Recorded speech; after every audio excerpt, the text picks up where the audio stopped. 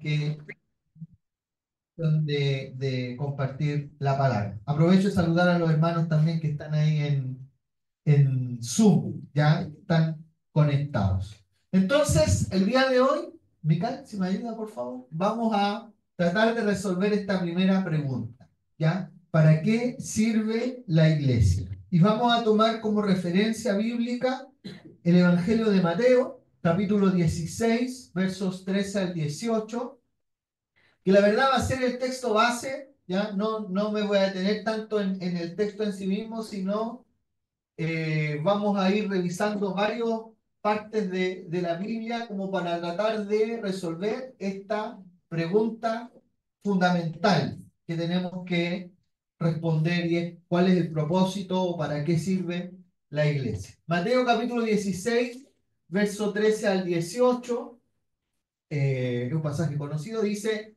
viniendo Jesús a la región de Cesarea de Filipo, preguntó a sus discípulos diciendo, y Jesús le pregunta a los discípulos, ¿no? Supongamos que nosotros somos los discípulos y Jesús nos pregunta, ¿quién dicen los hombres que es el Hijo del Hombre? El otro evangelista lo traducen así, ¿quién dicen los hombres que soy yo? En el fondo Jesús le pregunta a sus discípulos, ¿qué está hablando la gente de mí? ¿Qué les han dicho acerca de mí? Y los discípulos le responden, ellos dijeron, unos Juan el Bautista, ¿no? Algunos te comparan con Juan el Bautista, otros con Elías, otros con Jeremías, ¿ya? O alguno de los profetas. O sea, parece que en el entorno de Jesús, ¿ya? Se le comparaba con uno de los grandes profetas que había tenido el pueblo de Israel en su historia. Elías, Jeremías y el más reciente incluso, Juan el Bautista. Esa era como la opinión que tenía la gente respecto de Jesús. Uno de los tantos profetas que hemos tenido. Luego Jesús les dice, ahora se dirige a los discípulos. ¿Y vosotros? ¿Ah? O ustedes, ¿quién decís que soy yo?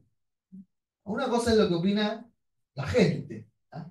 Pero ustedes, que son mis discípulos, ¿qué opinan de mí? ¿Qué dicen acerca de mí? Y Simón Pedro dijo, el impetuoso Pedro que nos hablaba Valeria el otro día, un día viernes, dijo, tú eres el Cristo, el Hijo del Dios viviente. O sea, ahí Pedro hace esta confesión, declaración de fe, certeza, casi como sin ningún tipo de duda. Nosotros tenemos clarito que tú eres el Mesías, el Cristo, el Hijo de Dios que ha venido a este mundo.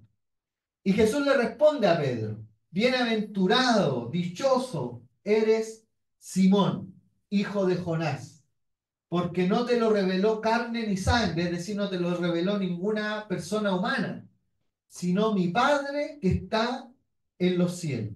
Y termina Jesús diciendo, y yo también te digo que tú eres Pedro, y sobre esta roca, y resalto esa frase, edificaré mi iglesia, y las puertas del Hades, o del infierno, dicen otras versiones, no prevalecerán contra ella. ¿Ya? Eso es lo que dice el relato. Entonces, si uno toma el conjunto, ¿no es cierto?, de lo que acabamos de leer, más allá de los detalles específicos, Jesús da a entender en la respuesta que le da a Pedro que él tenía un propósito. Jesús tenía un propósito. Y era edificar una iglesia. Y no edificar una iglesia cualquiera, sino que el mí es importante. Es edificar su iglesia, una iglesia que le perteneciera a Jesucristo. ¿Mm? Jesús no dice voy a edificar una iglesia, sino que voy a edificar mi iglesia. Y eso es importante de tener en cuenta. Entonces, considerando esto, considerando esta visión o este propósito que hay en el corazón del Señor de edificar su iglesia, cabe preguntarse, ¿para qué Jesús creó la iglesia? ¿Ya? ¿Con qué propósito Jesús edifica su iglesia? Incluso alguien a lo mejor más, estas personas, ¿no es cierto?, que siempre quieren hilar más fino, se preguntará, ¿era necesario que Jesús creara una iglesia? ¿Necesitaba Jesús, siendo el Hijo de Dios, tener una iglesia? Esa podría ser una pregunta importante, a lo mejor a dilucidar. Parece que sí, porque por algo Jesús dice, voy a edificar mi iglesia. Y voy a edificar y voy a construir mi iglesia. Entonces, la pregunta que vamos a resolver es con qué propósito Jesús edificó su iglesia, y de allí obviamente vamos a tratar de entender para qué entonces sirve la iglesia en, eh, en la actualidad. La palabra iglesia en realidad es una palabra que más que una traducción es una adaptación que se hace de una palabra griega, ya que el pastor el otro día habló del griego, vamos a profundizar en eso, en una palabra griega que es eclesia o eclesía. ¿Ya? Algunos ahí le ponen tilde, otros no. ¿Ya? Eclesia, eclesía. Y la eclesía era una asamblea que comúnmente se hacían en las ciudades griegas, en las afueras de la ciudad, donde los ciudadanos se reunían justamente, hacían estas asambleas para tomar acuerdos, tomar decisiones. No era un concepto necesariamente religioso, no se reunían ellos para adorar a algún dios que ellos tenían, sino más bien era como, si pudiéramos tomar una comparación hoy día, era como una especie de asamblea de ciudadanos, ¿ya? Una junta de vecinos podría a lo mejor hoy día siendo en una expresión más local, más pequeña, ¿no es cierto? Donde se reunían a tomar acuerdos. Tal vez lo único religioso que hacían era que antes de iniciar la reunión, así como nosotros oramos antes de iniciar, ellos sacrificaban, hacían algún holocausto a alguna divinidad particular de la ciudad, pero el resto era más bien discutir, ¿no es cierto?, conversar respecto de temas que para ellos eran importantes, ¿no? Por lo tanto, cuando lo llevamos al ámbito religioso, podríamos decir que la iglesia es esto, pues es una asamblea, ¿ya? Es un lugar, un espacio donde nos encontramos, donde nos congregamos, donde nos reunimos. Pero con el paso del tiempo entendemos que la iglesia, y a medida que vamos avanzando en la Biblia, nos vamos a dar cuenta que la iglesia va asumiendo ciertos roles que van siendo importantes. Y eso es lo que vamos a dilucidar el día de hoy. Entonces, ¿cuáles son los propósitos de la iglesia? Si uno revisa la Biblia, uno se da cuenta que pudiera decir que son varios, muchos, hartos. Yo quisiera centrarme en solo tres particularmente. El primero, y tal vez el que está más implícito que explícito, es este rol de denuncia y anuncio. Es decir, la iglesia en cierta manera fue constituida por el Señor para denunciar y anunciar. Esto es lo que comúnmente se le denomina el rol profético que tiene la iglesia. La imagen que ustedes ven ahí es una caricatura, obviamente, del profeta Jeremías, cuando entra a Jerusalén con un yugo en sus hombros, ¿ya? Y le anuncia a los israelitas que los babilonios vienen y se los van a llevar cautivos por 70 años, y que ese yugo es inevitable. O sea, no podemos hacer nada para que esto y ya no ocurra. Cuando uno ve la vida de Jeremías, dice la Biblia que cuando Dios llama a Jeremías, le dice lo siguiente. Dios le dice a Jeremías, mira, te he puesto en este día sobre naciones y sobre reinos para arrancar y para destruir, para arruinar y para derribar. O sea, el rol de Jeremías iba a ser echar abajo muchas cosas. Pero por otro lado, dice, para edificar y para plantar. Así como vas a derribar cosas, también vas a tener que construir, o en estricto rigor, reconstruir ciertas cosas. Cuando Dios levanta a este profeta, al profeta Jeremías, lo comisiona con dos objetivos claros. Uno es denunciar lo que estaba ocurriendo en Israel. Y lo que estaba ocurriendo en Israel no eran cosas para aplaudir a los judíos. Más bien eran cosas para criticar. Habían terribles pecados que estaban sacudiendo y que estaban ocurriendo al interior del pueblo de Dios. Y eso era lo más grave, que esos pecados no los estaban cometiendo los egipcios, los asirios, sino que estaban cometiendo comillas, hijos de Dios. Pecados que estaban ocurriendo al interior de Israel. Por lo tanto, llega un momento en que, por decirlo así, a Dios ya se le colmó la paciencia con su pueblo y decide enviar a Jeremías. Y el mensaje de Jeremías es uno y simple: viene juicio sobre Israel. Y eso fue impactante para los judíos porque, a propósito de lo que estábamos cantando recién, somos el pueblo de Dios, somos un pueblo especial. Entonces, ¿cómo Dios nos va a mandar a castigar a nosotros? Imposible. ¿Cómo Dios va a enviar juicio a nosotros si somos su nación santa, su pueblo adquirido, su hijo regalones? ¿El Señor nos va a venir a castigar a nosotros? Oye, Jeremías, tú estás fallado, iba a decir, pero tú estás loco, estás fuera de sí. ¿Cómo el Señor? Nunca en la historia el Señor nos ha enviado juicio. Yo le envío juicio a nuestro pueblo enemigo, pero no a nosotros. La historia demostró que el pueblo estaba equivocado y que Jeremías tenía razón, pues Dios había enviado a Jeremías para anunciar el juicio que venía sobre su pueblo. Pero de la misma manera, derribar, arrancar, destruir, todo eso, juicio, también lo envió para anunciar que el juicio de Dios no iba a ser perduradero en el tiempo, sino que iba a ser limitado, iba a ser como una suerte de disciplina para el pueblo de Israel, pero que eso no iba a anular su gracia y su misericordia para el pueblo de Dios, sino que así como se iban a tener que ir 70 años a Babilonia, Dios también los iba a traer de regreso e iban a recuperar todo aquello que habían perdido. Si eso lo llevamos a la iglesia más o menos tiene el mismo rol. La iglesia hoy día ha sido levantada por el Señor y edificada para llevar a cabo un rol profético. Por un lado está la denuncia, por otro lado está el anuncio. La iglesia que no denuncia las injusticias, la violencia que hoy día vemos a nuestro alrededor. Una iglesia, perdón el término, pero que se hace en la lesa, ¿ya? Que se hace como que no está ocurriendo nada a mi alrededor, ¿no es cierto? Es una iglesia que no está cumpliendo con su rol. Una iglesia que no denuncia los abusos, la violencia, la corrupción y todos los males que hoy día afectan a nuestra sociedad, porque además la Biblia dice que la maldad va a ir aumentando, ¿no es cierto? ¿Ya?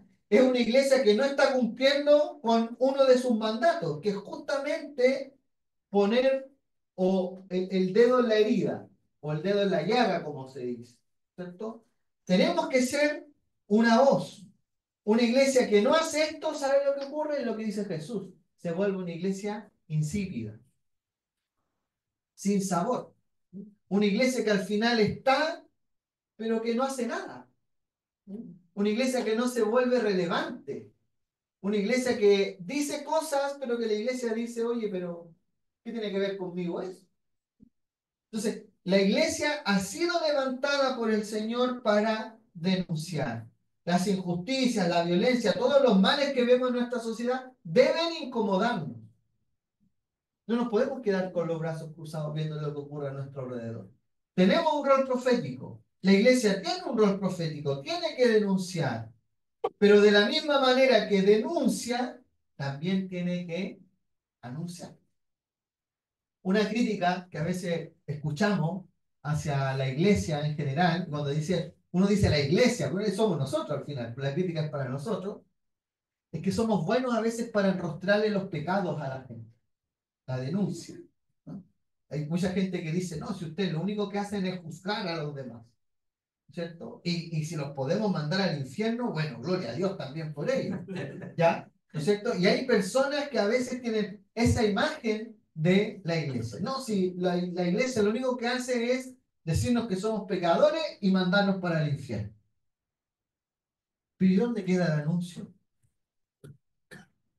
Porque esto es como ir al doctor, ¿no? Si yo voy al doctor, el doctor me dice, ¿sabe que usted está enfermo? Que así como va directo al cajón. Pague el bono y que le vaya bien. ¿Qué diría uno de ese médico?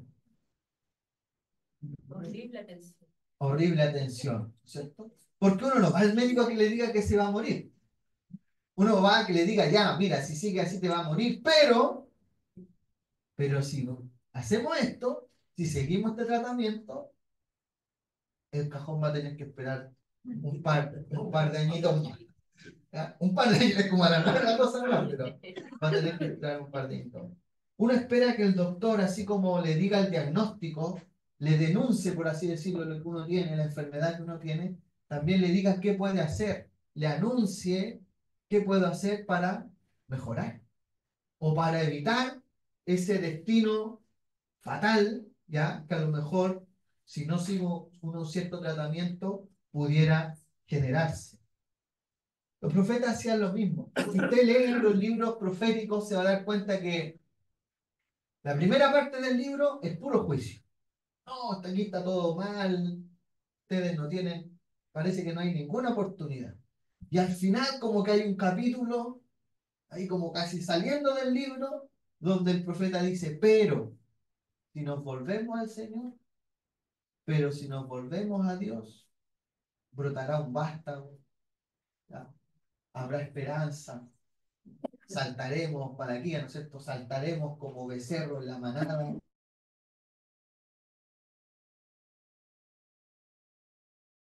Que saltan, ¿ya? Un becerro saltando en la manada. O sea, siempre terminan con un tono de esperanza. La iglesia no solamente debe denunciar los pecados, la injusticia, la maldad que hay en el mundo, también debe anunciarle al mundo que en Cristo hay restauración, que con Cristo las cosas pueden cambiar, que en Cristo hay esperanza y salvación, en el fondo hay una nueva oportunidad. Como dice Corintios, ¿no es cierto? Si alguno está en Cristo, nueva criatura es. Las cosas viejas pasaron, pero he aquí, en Cristo, todas son hechas nuevas.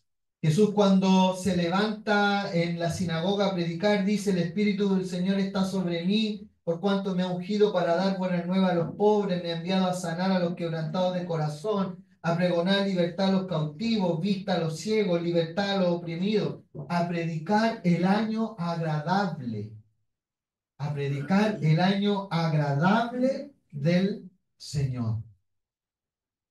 La iglesia tiene como primera misión, como primer propósito. ¿Para qué sirve la iglesia? Por un lado, para denunciar la injusticia, pero por otro lado, para decirle al mundo que en Cristo hay salvación, que en Cristo hay esperanza, que en Cristo las cosas pueden cambiar. Porque, y con esto termino esta primera parte, ¿acaso no fue así con nosotros? Esa es la gran pregunta, ¿no? ¿Cristo cambió nuestra vida? ¿Cambió nuestra realidad? ¿Cambió nuestro destino? Amén. Pasemos a la segunda. Segundo propósito, otorgar salud. Me gusta la palabra salud, porque siento que es una palabra que engloba muchas cosas. De hecho, el término griego, sigo con el griego, eh, para salvación es soter. Pero en el griego la palabra soter puede significar salvación, pero también sanidad. O sea, incluye ambos aspectos, ¿la? Salvación y sanidad. ¿Mm? Por eso que el concepto más amplio, algunos dicen que el concepto, la traducción más directa del término soter es salud. Si uno mira la historia de la iglesia en el libro de los Hechos, se va a dar cuenta que estas dos dimensiones estaban siempre presentes, estaban siempre unidas. La iglesia iba salvando, pero también iba sanando. Esto es lo que algunos han llamado el rol terapéutico de la iglesia. Así como la iglesia tiene un rol profético de anuncia y de denuncia y de anuncio, también tiene un rol terapéutico. Por ejemplo, mire, escuche usted, Hechos 2, versículos 46 y 47. Mire cómo se describe a la iglesia. Y perseverando unánimes, es decir, en un mismo ánimo, cada día en el templo y partiendo el pan en las casas, eso es lo que más nos gusta, ¿cierto? Y partían el pan en las casas. ¿A quién le gusta el pan acá? ¿Y por qué se ríen, Nato? ¿Ya? ¿Les gusta el pan o no? Sí. Y perseverando unánimes cada día en el templo y partiendo el pan en las casas, dice, comían juntos. Amén a eso, comían juntos, con alegría y sencillez de corazón, alabando a Dios y haciendo favor con todo el pueblo. Dice, y el Señor añadía cada día a la iglesia los que habían de ser salvos. Literalmente, dicen los entendidos que el texto allí debería traducirse como a los que estaban siendo salvados. Es decir, el Señor añadía a los que la iglesia estaba salvando en cierta medida, anunciándoles obviamente el evangelio de Jesucristo. O sea, por un lado, la iglesia tenía muy clara que su misión era ir al rescate de las personas que estaban sin el Señor. Pero mire luego lo que dice el mismo libro de Hechos respecto de esta misma iglesia en el capítulo 5:16. Dice, y aún de las ciudades vecinas, muchos venían a Jerusalén trayendo enfermos, literalmente debilitados, frágiles, sin fuerza, y atormentados, literalmente acosados, perturbados, víctimas de hostigamiento por espíritus inmundos. Y dice, y esta frase me gusta, dice, y todos eran sanados. Eso. Y todo, o sea, le llevaban a la gente, a la iglesia, personas enfermas, personas con depresión, personas atormentadas a lo mejor en su espíritu, en su alma, y cuando llegaban a la iglesia, todos eran sanados. O sea, no había ninguno que dijera, oye, fue a la iglesia, pero no resultó. Así que voy a ir donde los budistas mejor, a ver si en una de esas ellos me hacen algún mantra, algún, ¿cómo se llama esto? Esto es como, le hacen unas cosas, algunas oraciones. Todos iban a la iglesia, todos llegaban ahí donde estaban reunidos los hermanos, que ni siquiera era un templo, eran casas donde ellos se reunían, y todos los que llegaban atormentados, debilitados, sin fuerza, enfermos, como dice acá, ¿no es cierto? Atormentados de espíritu inmundo, todos se iban sanos. Nadie que no se fuera sano, todos iban sanos. Se iban salvados y sanos, todos se iban con salud para la casa.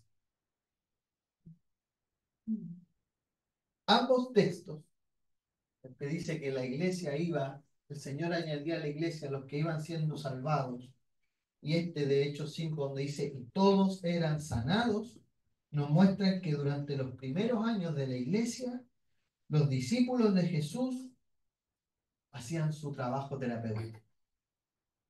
Iban sanando, iban salvando, iban compartiendo el mensaje de Jesús. ¿Y todo por qué? Por una cosa, en ellos iba actuando el Espíritu Santo. Eso es lo que había marcado la diferencia.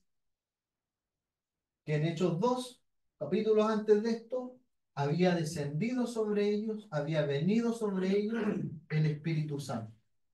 Y el Espíritu Santo actuaba a través de ellos, sanando, salvando a través de la iglesia. Evidentemente que la pregunta que surge para hoy día, para nosotros, son importantes. Nuestras comunidades, nuestras iglesias, independientemente del letrero que tenga, de la teología que tenga, de los dogmas que tengan, si son históricas, si son criollas, si tienen 500 años, 100 años, 1000 años, las preguntas siguen siendo las mismas. Cuando las personas vienen a nosotros, ¿se van sanas? ¿Se van restauradas? ¿Se van con salud de nuestro lugar? Sobre todo cuando vemos grandes signos de enfermedad en nuestra sociedad.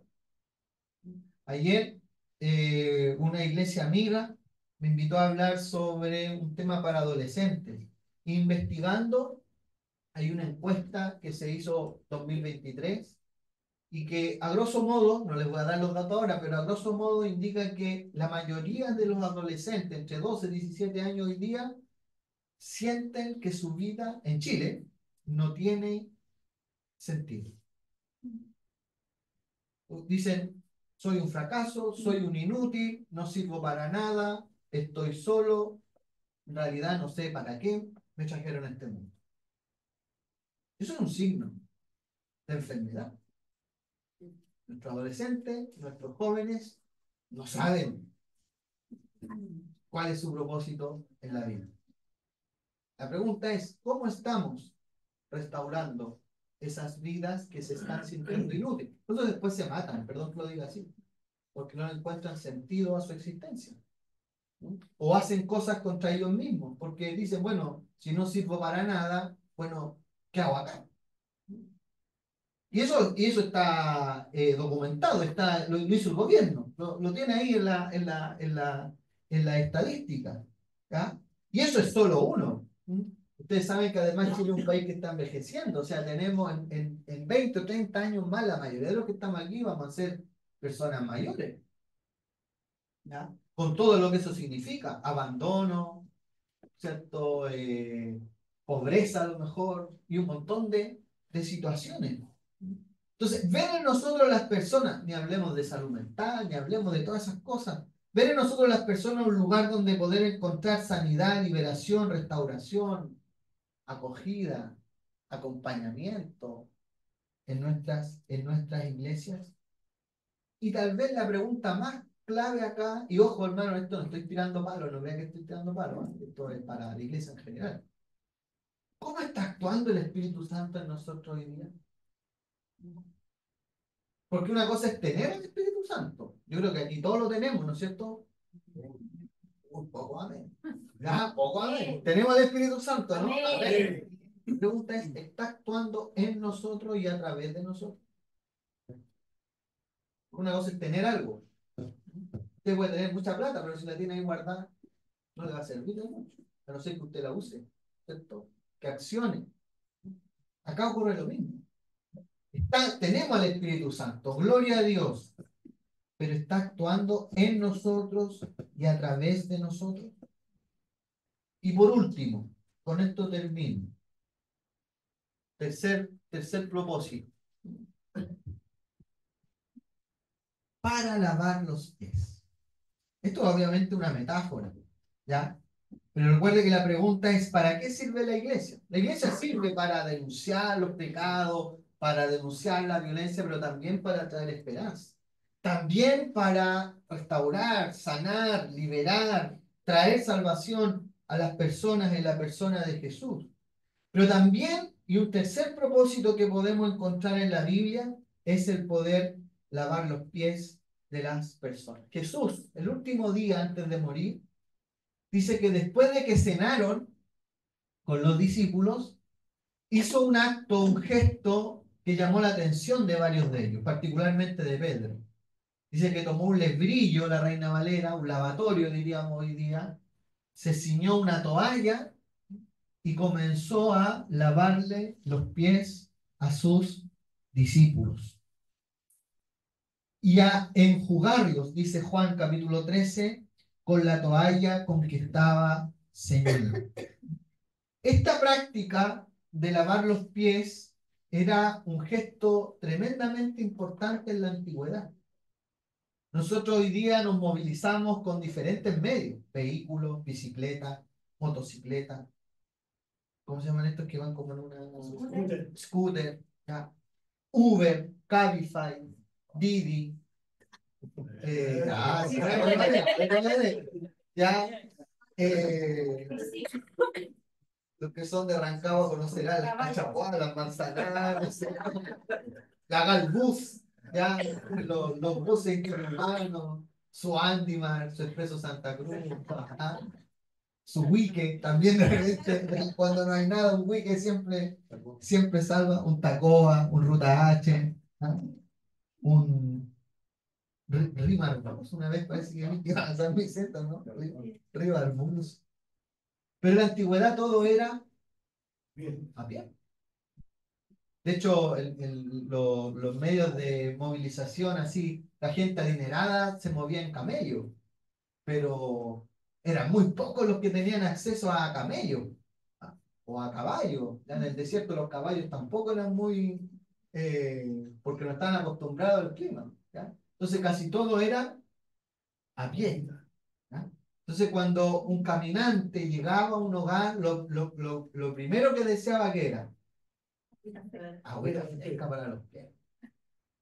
¿Ya? Sí, porque venía cansado, venía ya, iba a decir chato, pero venía ya, ¿cierto? Muy, muy agotado. Entonces, ¿qué es lo que se acostumbraba? Que se le lavara los pies como un gesto de hospitalidad. En la antigüedad lo hacía el dueño, pero a medida que la sociedad fue avanzando, después dijeron, oye, no voy a, yo el dueño no voy a ponerme a lavar los pies de la gente que llega. Entonces, ¿qué hacían? Esa era la pega de los lavos. O sea, había esclavos que usted tenía un esclavo, le decía, ya, mira, viene una caminante, lávale los pies. Era pega en el fondo o era trabajo eh, de esclavos, ¿ya? Hay evidencia de esto en la Biblia, por ejemplo, en Jueces dice que el anfitrión de una casa, dice, los trajo a su casa, les dio de comer y se lavaron los pies y comieron y bebieron. David, cuando David le pide a Abigail que fuese su esposa, dice que ella le dice, aquí está tu esclava, le dice a David, como sierva, para lavar los pies de los siervos de mi Señor. O sea, era visto como un gesto de humildad, como un gesto también de hospitalidad. Y en cierta forma también un gesto de afecto, ¿ya? El poderle lavar los pies a una persona. Ahora, cuando Jesús le lava los pies a los discípulos es muy significativo por una razón. No lo dice Juan, lo dice Lucas. Cuando los discípulos estaban allí cenando en la última noche, esto está en Lucas 22, entre ellos estaba habiendo una discusión. ¿Y sabe cuál era la discusión? ¿Cuál de ellos sería el mayor en el reino de los cielos? Entonces, Jesús, antes de lavar los pies, está escuchando la conversación que tienen sus discípulos. Y la conversación que tienen sus discípulos es una conversación que yo diría que refleja la humanidad. ¿Quién de nosotros va a ser el mayor? ¿Quién de nosotros va a ser el más importante? ¿Será Pedro? ¿Será Juan? El que muchos de lo identificaban como el discípulo amado. ¿Será Santiago? Entre nosotros, ¿quién será el mayor? Yo digo la Jessica. ¿Ah? ¿Será la Jessica? ¿Será Pepe Moya? Mayor en cuanto a, no era Pepe Moya, sino en cuanto a importancia. ¿Ah? ¿Cuánta importancia? ¿Será Mical? ¿Será el Nato, que es el hijo del supervisor? ¿El supervisor junior? ¿Ah? ¿Quién es el mayor? Entonces, esa es la discusión que había. ¿Quién va a ser más importante? En el fondo, ¿quién va a estar más cerca de Jesús cuando estemos en su reino? Y Jesús se queda callado, no dice nada y simplemente toma el lavatorio, se pone la toalla y comienza a lavar los pies de sus discípulos. Y en este ejemplo, en este acto, les demuestra a ellos que en el reino de Dios las cosas no son como nosotros las entendemos, sino que en el reino de Dios el mayor es el que se humilla más. El mayor no es el más soberbio o el más egocéntrico, ¿cierto? O el que cree tener las mayores capacidades, sino que el mayor es aquel que está dispuesto a humillarse, servir a los demás y ver a los demás como mayores que sí mismo. Cuando pensamos entonces en una iglesia que lava los pies, a mí se imagina una iglesia que justamente sigue el ejemplo de Jesús. Una iglesia que está dispuesta a servir a un mundo que a lo mejor como esos caminantes antiguos están cansados, está agobiado, ya no puede más, ya no da más, y encuentra una iglesia que le acoge con humildad, con sentido de hospitalidad, en el fondo una iglesia hospitalaria. Me gusta esa palabra hospitalaria. Era como un hospital, pero un hospital, bueno, no como los hospitales de acá, ¿no es cierto? Que uno va, se demoran 4 horas, 5 horas en atenderlo, sino un hospital donde lo atienden bien, lo acogen bien, lo cuidan bien, lo tratan bien.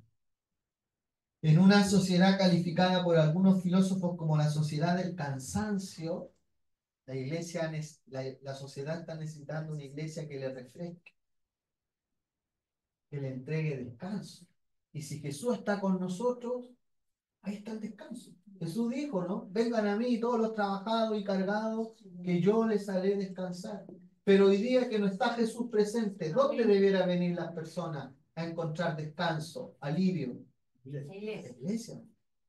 Es desde acá de donde debe brotar el alivio, desde acá donde debe brotar el descanso, desde acá donde debe brotar el afecto, la ternura. Hay un testimonio de un pastor que murió esta semana, se llamaba Samuel Escobar, era peruano. Y él cuenta una vez que él era de una iglesia bautista, de tradición bautista. Ustedes saben que la iglesia bautista están distribuidas en todo el mundo. Entonces un día su hijo le dijo que quería ir a estudiar, irse a estudiar a Estados Unidos.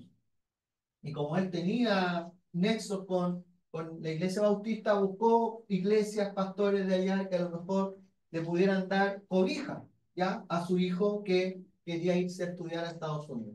Dice que fueron, viajaron a Estados Unidos y van a una iglesia bautista tradicional. Dice que entran, dice el culto muy hermoso, el culto muy bonito, una prédica muy teológica, potente en ese sentido. Pero lo que les llamó la atención es que cuando ellos llegaron, nadie los tomó en cuenta, ellos entraron, se sentaron, como diríamos acá en Chile, pasaron violita, ya nadie se acercó a saludarlos, a último, no sé, ¿por quiénes son ustedes? ¿Qué andan haciendo acá? Nadie fue como, entraron, escucharon y se fueron. Bien, nadie, no hubo nada extraño ni nada, solamente quedaron como con ese espina, ¿cierto? De que nadie los trató con afecto en el fondo. Dice que van a otra iglesia, que no necesariamente era bautista, pero dice que allá fue todo distinto, ¿ya? No estaban recién acercándose a la puerta y ya había gente esperándolos, saludándolos, preguntándoles quién era, qué hacían acá, cómo les podían ayudar. El culto también, dijo, estuvo muy bonito, muy hermoso, pero si hay algo que marcó la diferencia con la iglesia anterior, es que acá habían encontrado algo que en la otra iglesia no había. Había teología, había palabra, había todo eso, pero no había fe, no había hospitalidad. Y en la segunda iglesia sí había eso. Dice, cuando salen, le pregunta al hijo, ¿cuál te gustó más? ¿Ah? ¿A dónde te quieres congregar una vez? Y el hijo le dice, en la segunda. No en la segunda. Algunos entendieron algunos entendieron la referencia. ¿Ya? En la segunda, dijo. ¿Por qué? Porque allá encontró algo que ese joven andaba buscando, que era hospitalidad, fe, ternura. No toda la gente busca dogmas. Hay gente que viene a la iglesia buscando que alguien le lave los pies, Amén. que alguien le dé un abrazo, que alguien le entregue cariño, que alguien le entregue, no sé, pues un Dios te bendiga. Que no, como a veces no ocurre, hermano, y aquí yo creo que todos tenemos que hacer una culpa a veces. Como a veces no ocurre que cuando a veces llega alguien y decimos, "Ch, apareció el cometa". ¿Le ha pasado eso, no? A veces nos mandamos una frase. La gente viene a lo mejor años que no viene y que viene con ganas de que le abracen. Dice, "Ch, está bueno ya". Acá los seres humanos a veces necesitamos cariño. Más que nos digan, oye, ch, está bueno ya, pues mira. Abrazo, lavar los pies, cariño, amor en el fondo. Gracias. El papá del hijo pródigo, ¿se acuerda cuando el hijo vuelve? ¿Qué le dice? ¿Qué hiciste con la herencia que te regalé? ¿Le dice así o no? ¿Qué le dice? Bienvenido. Bienvenido. Hagamos un asado. No lo dijo así, pero eso más o menos lo que hicieron, ¿no es cierto? Hagamos un asado, porque mi hijo muerto era, ya, ya ha revivido. Pero papá, mira, da lo mismo. Bienvenido a casa. ¿Para qué sirve la iglesia? ¿Sabe qué? Con esto termino, hermano. He dicho como cuatro veces lo mismo. Neruda, ¿se acuerda? ¿Usted sabe quién fue Neruda, no sé? Sí. Pablo Neruda tiene un libro que se llama Preguntas, el libro de las preguntas. Es un libro de puras preguntas, obvio, se llama el libro de las preguntas. Y en una dice, me llamó la atención, Neruda se pregunta, ¿cuántas iglesias tiene el cielo? Neruda no era creyente, no estaba muy ligado a la religión, pero se pregunta, ¿cuántas iglesias tiene el cielo? Yo creo que una, mi cano, la siguiente, una, la iglesia que sirve, la iglesia que denuncia las maldades que hay en el mundo, pero que también anuncia que el mundo puede tener esperanza en Cristo, que hay un año agradable del Señor para la humanidad, que es capaz de otorgarle salud, salvación, restauración, sanidad a las personas enfermas, debilitadas, agobiadas, y que es capaz de entregarle cariño, agüita tibia, agüita caliente, ¿ya? Aquellos que vienen cansados, que vienen agobiados, que vienen a lo mejor como con ganas, como se dice en el boxeo, de tirar la toalla y decir, ¿sabe qué? Ya no quiero seguir caminando. Fue que una metáfora muy nuestra, ya no quiero seguir caminando. A lo mejor no quieren seguir caminando porque los pies ya están cansados y necesita que alguien le lave los pies. Y la iglesia es la que está mandatada para lavar los pies. Le invito a que tome, perdón, se ponga de pie y que podamos tener un tiempo de oración. Perdón si me extendí un poco en el tiempo, pero creo que es importante que nos demos también el tiempo para poder eh, reflexionar en torno a lo que Dios demanda para nosotros. Parte de nuestros fundamentos. Mira que tengamos un tiempo de oración. Yo no sé cómo vino usted hoy día, a lo mejor usted vino cansado. A lo mejor usted vino buscando esa iglesia, más que reflexionar respecto de una iglesia, es decir, ¿sabe que yo vine a CCP porque estoy cansado, porque estoy enfermo, porque a lo mejor no estoy enfermo físicamente, pero mi familia está enferma, mi matrimonio está enfermo, mis hijos están enfermos, yo estoy cansado, yo estoy agobiado, yo soy ese caminante que ya no da más, necesito que alguien me lave los pies, necesito que el Señor me restaure, me sane, me libere. Usted ha venido con esa necesidad, aquí está la iglesia, aquí está la iglesia, para poder acompañarle, para poder orar por usted y para que su vida pueda salir de este lugar restaurada, bendecida, con esperanza. Vamos a orar en esa dirección. Si usted ha venido así, vamos a orar para que desde este lugar, de esta iglesia, esta expresión local de la gran iglesia que tiene el Señor, pueda irse bendecido. Como decía un antiguo coro, ¿no es cierto? De este lugar muy feliz. Padre, en esta mañana nos hemos reunido. Tú nos has convocado a esta asamblea, a esta iglesia, a esta congregación, a esta reunión, Señor, para ser bendecidos por tu palabra. Para que tu palabra, Señor, nos pueda mover. Para que tu palabra, Señor, nos pueda restaurar. Para que tu palabra, Señor, nos pueda sanar, liberar, Señor. Para que tu palabra nos pueda dar descanso. Nos pueda, Señor, anunciar esa esperanza gloriosa que hay en tu presencia, Padre. Señor, seguramente, como preguntaba ahora al final, más de alguno ha venido con alguna expectativa como esta. Más de alguno ha venido a este lugar buscando restauración, buscando sanidad, buscando liberación, buscando salvación.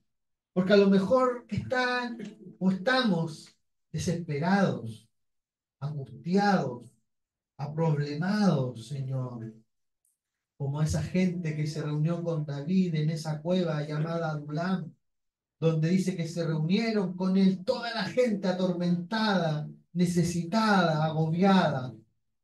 Señor, y cuando se encontraron contigo, de allí salió un ejército que fue capaz, Señor, de lograr y alcanzar grandes victorias.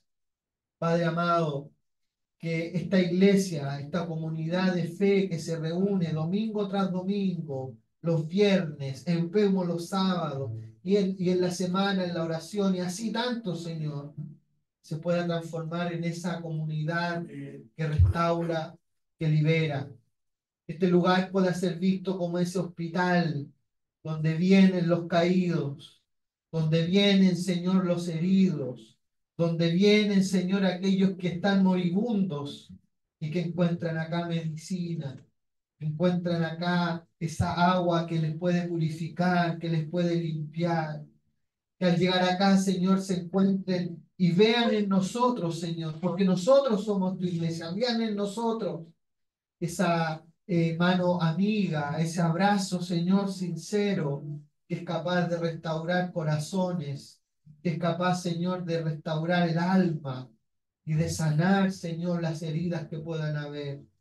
Padre amado, el mundo necesita que tu iglesia cumpla con el propósito para el cual tú nos construiste. Edificaré mi iglesia, dijiste. Edificaré mi iglesia. Y esa iglesia que tú edificaste hoy día somos nosotros. Ayúdanos a cumplir con el propósito que tú nos creaste. Ayúdanos a servir como tú quieres que sirvamos. Ayúdanos a predicar como tú quieres que prediquemos. Ayúdanos, Señor, a restaurar como tú, Señor, nos has mandatado, para que muchos te conozcan a ti, el único y verdadero Dios, y crean verdaderamente, Señor, que tú eres el Señor y el Salvador de este mundo. Te lo pedimos, Padre. Te lo suplicamos, Señor. Te lo imploramos, Jesús. Padre, porque necesitamos de ti. Que tu Espíritu Santo, Señor, se mueva entre nosotros. No solamente, Señor, para manifestar en nosotros tal vez dones, talentos, sino para poder, Señor, ir en ayuda de aquellos, Señor, que en este momento están necesitados, están cansados, están tristes, Señor, se sienten inútiles, se sienten fracasados, que a lo mejor, Señor, no le encuentran un sentido a sus vidas, Padre, que vean en nosotros, que encuentren en la iglesia el sentido para su existencia, para sus vidas, que solamente se encuentra, Padre, a través de tu Hijo Jesucristo, nuestro Señor y Salvador. Te lo pedimos, Señor, te lo pedimos, Padre, por misericordia, por gracia, Padre, a través de tu Hijo Jesús. Amén y amén.